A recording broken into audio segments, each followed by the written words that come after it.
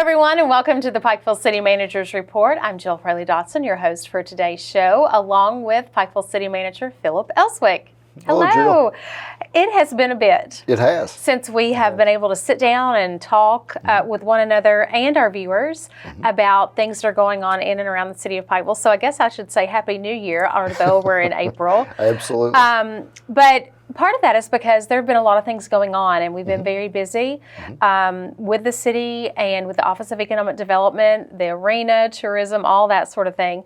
So we're going to talk a little bit today about some projects and update everyone on where things stand and where we're going and how we can plan going forward for the year. Let's talk about the projects first, because anywhere you go in the city, it seems like you see another work crew doing something, making improvements, building new structures, updating old structures. So one of the things that we get a lot of calls about in your office is Poly Bridge and our bridge system. And for a bit, that bridge has been closed to foot traffic because of some repairs. So let's talk a little bit about Poly Bridge and our other bridges that are receiving attention. Yeah, periodically, every 3 to 5 years or so, we have our pedestrian bridges, which is Poly, as you mentioned, and then the 7th Street Bridge that connects the bypass to Scott Avenue. We have those inspected by an engineer, and they determine if there's any structural problems or just any safety issues with those bridges. So this year in our our periodic inspection, we did identify some issues with decking on both bridges, some of the stringer boards beneath the bridge that holds that decking in place, and then there's some other issues that need to be addressed in the future. But so we've split those repairs into a phase one where we will repair the stringers and the decking, and then phase two will be further down the road when as those things become more pressing, I suppose. So currently we are in the process of receiving quotes to repair those bridges.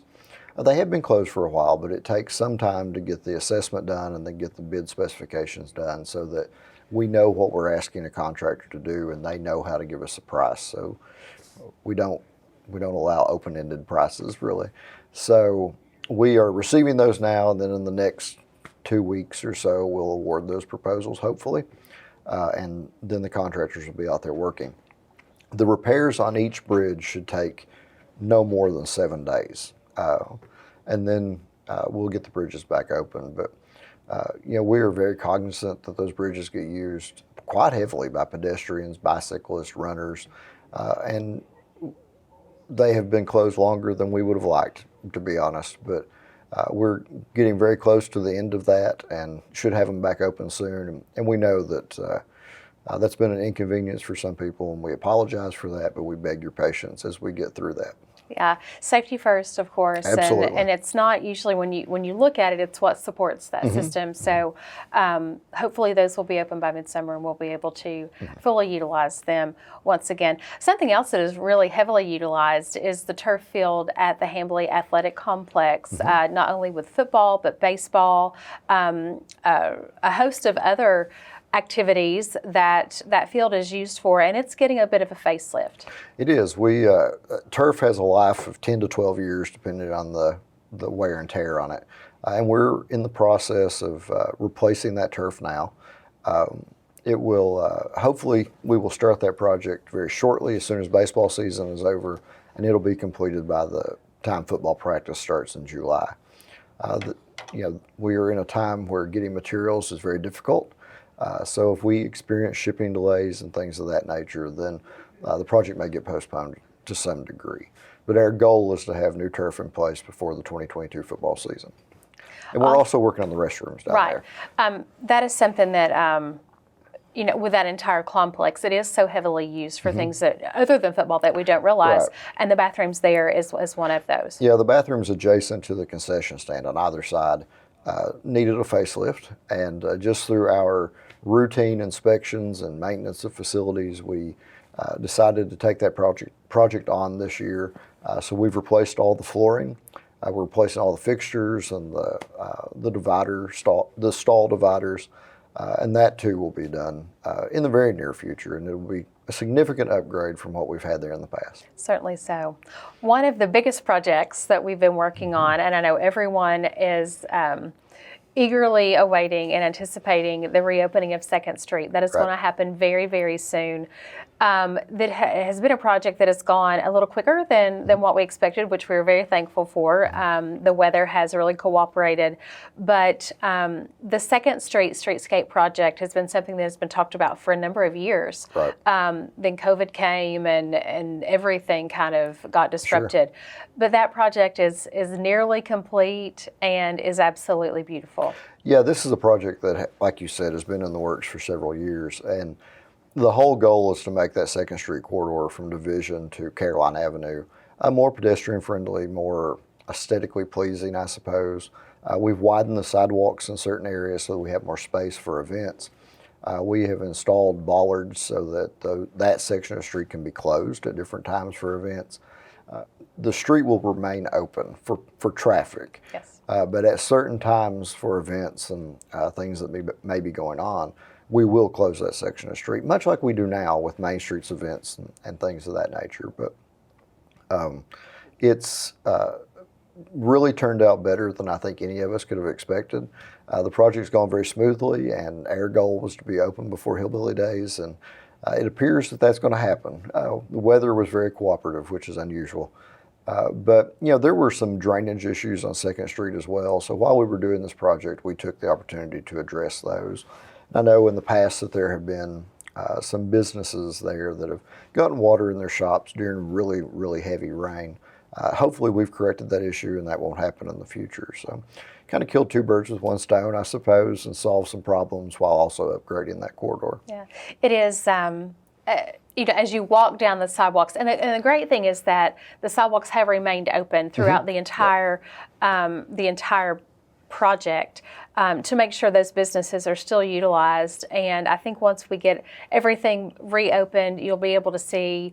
I can't imagine the number of pictures that will be taken there. Just like 2nd Street's really become a place, a stopping point for many pictures that you see with dances and proms Right. and photography and that sort of thing. So looking forward to getting it open and to moving on to the next phase of this project. Undoubtedly, the popularity will grow with this new street. And it is, it's very pretty, and that was our intent, but also quite functional. Absolutely. So let's talk about a few economic development issues. Obviously, we were very fortunate during the pandemic to still have businesses that wanted to locate in Pikeville, specifically our downtown area. We do have a new business that we do want to mention to everybody that is in a very popular location, and that is the Classy Stork. Right. It's in the York House on Main Street.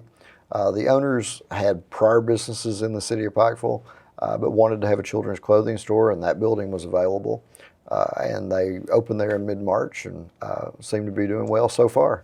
Yeah, obviously 2 entrepreneur ladies that, like you said, have other businesses, 2 other businesses completely separate from what this concept is, that have located there and are doing well. So I look for big things from them in the future, lots of different events and things of that nature.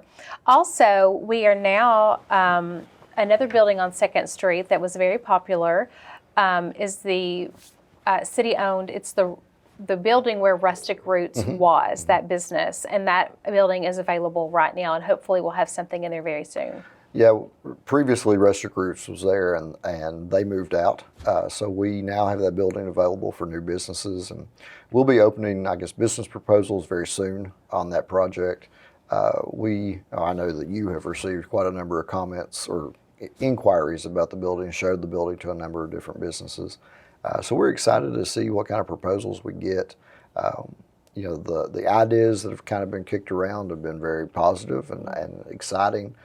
So it'll be interesting to see what is selected by our commission to open there. It's a great space. I think there's about 3,000 square feet in the building. So there's plenty of space to do a lot of different things. So it'll be interesting to see, but we'll be announcing that hopefully very soon, in the next few weeks. a lot of things going on in our Main Street business district, and I anticipate a couple of more announcements coming up very soon about other new businesses that are locating downtown. Just can't make those announcements just yet. Right. We do want to talk about the industrial park just for a moment, Kentucky Enterprise Industrial Park. There's a lot of movement there, and hopefully in May, I think, Appalachian Tank will be in full production. Yeah, they have been in that building since around the end of last year.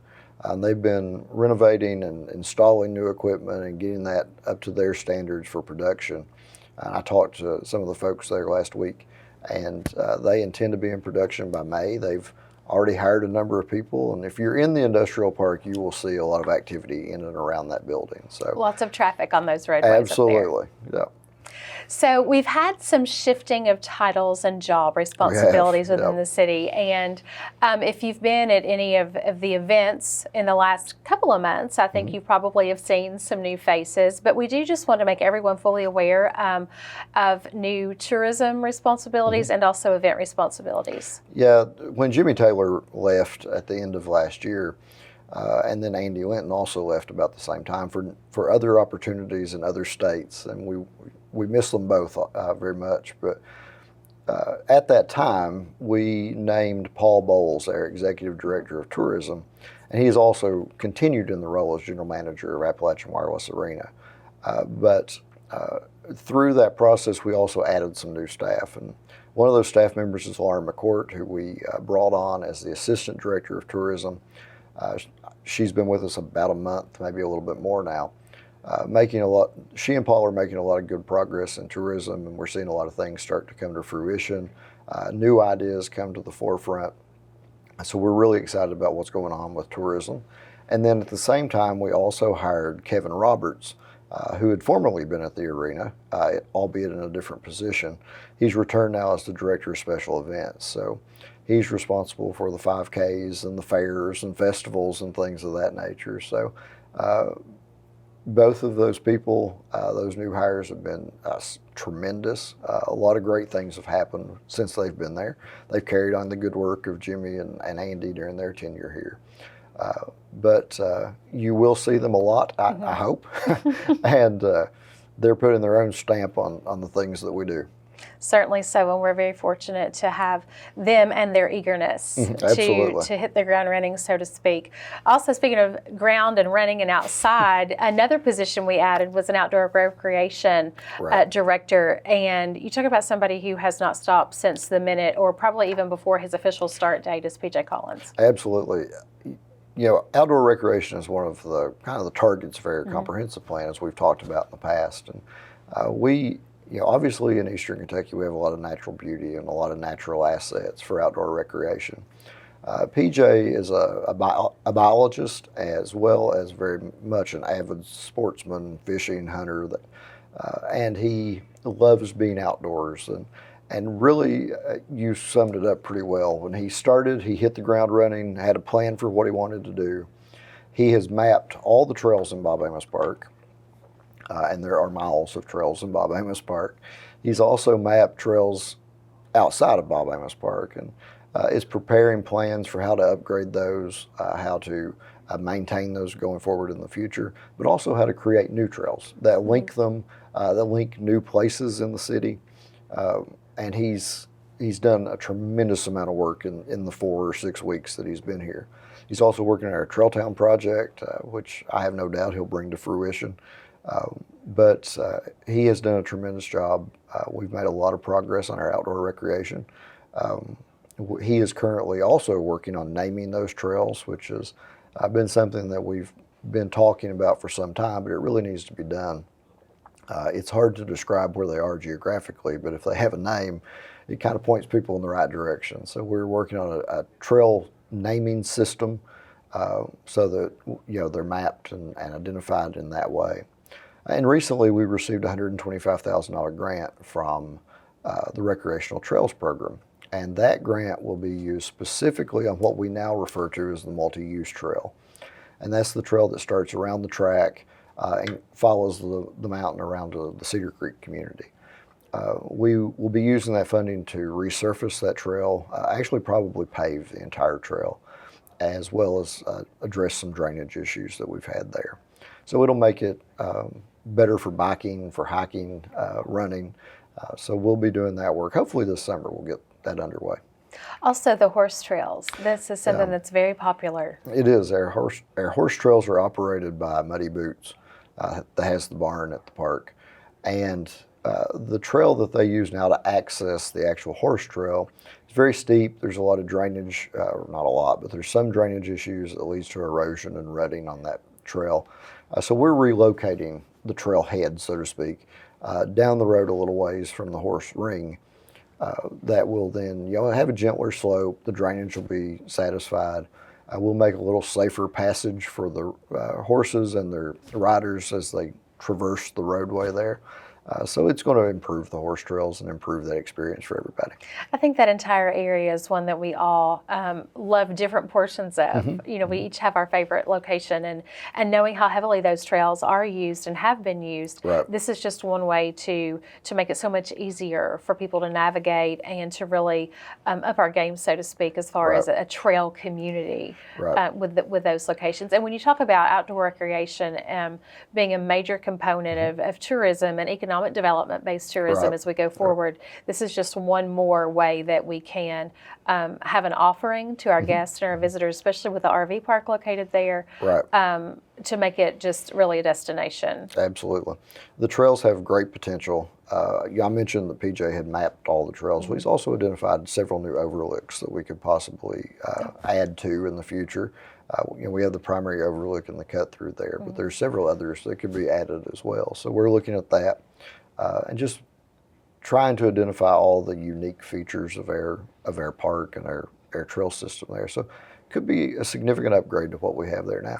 In every department of the city, we have a huge list of projects and activities and events and commitments that we have made coming out of the COVID and the major part of the pandemic as we see everything start to reopen. And one of those things is events. So many different events are scheduled for this year through the end of the year and even starting into 2023. I mean, it's really remarkable. So let's talk about some events and that full schedule that we have. And it is a full schedule. Yeah, this is where I say get your calendars out. It's time to start marking those dates. Well, this is a process we went through at the end of last year where we laid out our entire 2022 calendar so that we know when our events are going to happen. We compared that to what other events may be going on in the region, football schedules, things of that nature, so that we were not competing against other events and could attract more people to Pikeville. So our calendar is very full. I mean, there's something virtually every weekend. And now's not the time to talk about all those things, but certainly in the spring, there's a number of events going on. Certainly so. Easter is coming up, and the merchants in downtown are getting together to do an Easter event, so to speak, with kids and eggs, and this really is spearheaded by the merchants, which I think is remarkable. Yeah, our downtown merchant community is really fantastic. They kind of got started, I suppose, with our Storybook Walk back in December as part of Winterfest, and that's now grown into an Easter event. They're very community minded, they're very business savvy, and they want people to be downtown exploring the city and all its businesses. So that's a great event, and we're excited to see kind of how that unrolls.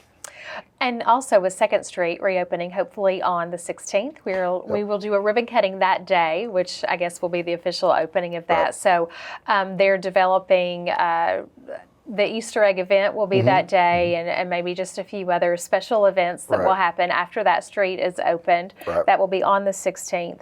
But then our festival calendar has grown. Obviously, everybody knows that Hillbilly Days is going on this year after a 2-year absence.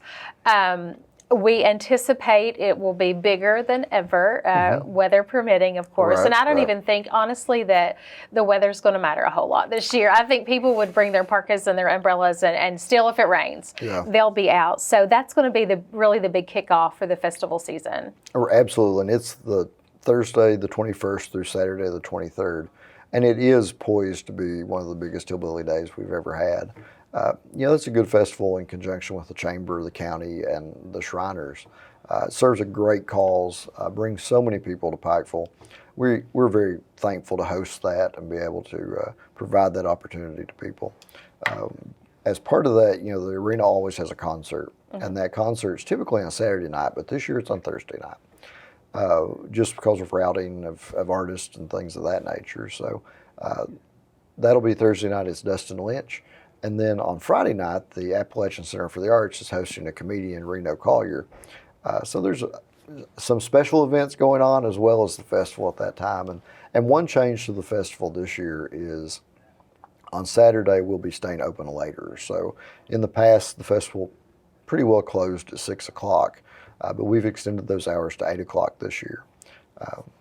So all of the food booths, the crafting booths, Yes. those type of things will remain open until 8 o'clock on Sunday. That is a big change.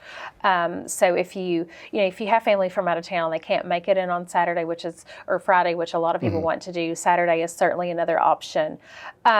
The next festival after Hillbilly Days will be Independence Day at Pikeville, which this year, it was our first year last year, kind of like baby steps back into festival season. This year is going to prove to be much bigger. Absolutely. This is the festival. It's the 2nd, 3rd, and 4th of July, which is Saturday, Sunday, Monday. It will, of course, culminate with our fireworks show that we have every 4th of July, but the festival last year started very well. For the first year, we had a number of vendors, a number of people that came to town for that festival.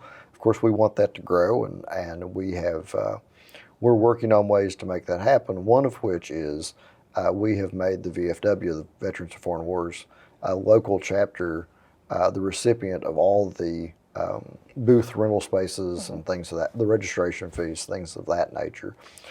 So we're hopeful that will help the festival expand. And we're also very hopeful that will benefit our local VFW chapter, Absolutely. who does so many good things in this community. Another brand new festival event that happened last year was the Mountain Girl Experience, Right. and spearheaded by Robin Irwin, Chris Preston. We're having a conversation one day and talked about what a wonderful idea it would be to really celebrate women in the arts and culture, and it just kind of have happened. And now so many people are looking forward to the Mountain Girl Experience the second year, and that will be in July also. It will. It's the 22nd and 23rd. That festival will be quite a bit bigger than it was last year. We'll be closing some streets downtown for food vendors, other types of vendors that are in town. It will be, there may be a concert at the arena that night that's not ready to be announced, but so that festival has grown tremendously from one year to the next. But there are so many people excited about that. And Robin Irwin at the app does a really good job with everything she does. And Mountain Girl Experience has been no different. I think the last festival that she had, the Mountain Girl Experience, there were people from 9 states that attended. So we certainly expect that to be replicated, hopefully more states this year. So it's a great addition to our festival. Yeah, I do want to mention one other thing, and I think we're going to talk about it a little bit later on, but during Hillbilly Days, there will be the kickoff for the quilt show that will be in the gallery at the app, and that will be something that people certainly definitely want to see, and we'll give a little bit more information about that coming up. The next festival after Mountain Girl will be what we refer to as the 3M, but because it's Moonshine, Music, and Makers Festival. This was something that last year really, really blew me away as far as the number of artists and crafters and vendors that did things with their hands to come in and celebrate our culture and our heritage and crafts. And those sorts of things. So we are really looking forward to this festival in the fall. Yeah, that's really the whole emphasis of this festival, is getting back to kind of our traditional Appalachian culture. And really we're weaving that into all of our festivals in this year and in the future, where we're making a big push to have artisans attend, sell their wares, and really get back to our culture, our mountain culture, I suppose. But last year, the festival had to be moved because of a spike in one of the coronavirus variants. And I think that somewhat hurt the festival. And then when it was relocated to October, the weather on Saturday, which was the primary day for artisans, was terrible. So that kind of drove down the attendance as well. This year we're having it sooner. We're having it in early September. Should be warm temperatures and hopefully good weather. That festival, it was really good last year. We think it's going to be better this year. Certainly so. Looking forward to that one. And then, of course, Main Street Live starts back up in June, I think, June is the the 3rd. first day. Yeah, it's the first and third Fridays of every month. And the arena has a full schedule for that, maybe adding some dates as well that we've not had in the past. That was one of the things I think that people really enjoyed last year was getting back outside, and of course it was great because it was outside, to that live music and just the fun park-like atmosphere that you have there, and some wonderful musicians that really want to get on those stages. Right. A lot of up-and-comers, a lot of people that have been there for a bit, but we're excited to start Main Street Live back up. One of the other things that we're hosting as a city of Pikeville in April on the 28th and 29th is the East Kentucky Leadership Foundation Conference that is returning to Pikeville this year. Yeah, that's been an event that we've hosted every 5 to 6 years, it seems like. And it celebrates leaders in our region, developing leaders in our region. It really serves a good purpose, and we're happy to host that this year. It'll be at the arena, as you mentioned. Yeah. The last thing, let's go over, and I mentioned the Bet Ass and Quilt show just a few moments ago, but the Appalachian Center for the Arts, and I can't encourage everyone strongly enough. If you've never seen a show there or you're not there on a regular basis, do yourself a favor and your friends and family a favor and get there to see one of these productions. It's amazing to me what a lot of local actors and actresses, the talents that they have, of course, then our professionals that come in from other places. But Robin and Eric just do a tremendous job. They do a phenomenal job. And there's so much going on at the Appalachian Center for the Arts that sometimes I think gets overlooked by our community to some degree. But that is a significant benefit to be located in Pikeville. And it's doing so many good things. I mean, they've received some grants recently that I can't talk about yet because they're not public, but it will really have a big impact, not just on Pikeville, but on our region. Absolutely. Let's just go over a few of those. One of the most recent productions they did was Disney's Descendants. And if you have children, you know what Descendants and that whole movie grouping is. But this was a great partnership with the Mountain Arts Center in Prestonsburg. Right. Shows were sold out 2 weekends apart. At least 700 people into downtown Pikeville to eat, to shop, to take in a show over 3 days, and it was just tremendous. Right, it was. It's that partnership with the MAC is very much in the early stages, but the first attempt was very successful, and we look for that to grow. But one of the things that Robin and Eric are doing there at the app is they are building a community of theater participants with the kids camps that they have. So it's those camps and things like the Descendants are wildly popular. So it's a really nice thing to have in Pikeville. I was able to take my daughter to one of those performances, and I was just blown away by the talent that our kids have. But to see young children really absorb what was happening and it not be anything electrical in their hands, I mean, it was really nice to see that she was developing, as well as many of her friends, developing appreciation for the arts, and then want to maybe attend some summer camps that Robin has this summer, like Jungle Book and Legally Blonde. Throughout the different times of summer. Yeah, they added a week of the Jungle Book camp because the first one sold out. And that's for kids ages 7 through 12. And the dates on that are July the 5th through the 16th. But also we have a Legally Blonde camp, as you mentioned, and that's June 20th through the 2nd of July for ages 13 through 18. And there are only 3 spaces available. So if you're interested, you need to be contacting the app very soon. Yeah, I do know from past experiences that those summer camps are probably the highlight of your summer, because when your kids get involved and they start to hone their craft, or maybe they're just introduced for the first time, it really is amazing what they can produce coming out of those camps. So if you have a child that might be interested, make sure that you that you get in touch with the app. So a lot of different things going on, a lot of things happening. We'll get back to a regular schedule with our shows and continue to update everyone. We do want to remind everyone commission meetings are open to the public and Absolutely. are in full swing. Second and fourth Mondays of every month at 6. All right. Philip, thanks so much for your time. Thank you. This has been the Pikeville City Manager's Report. Thank you so much for joining us.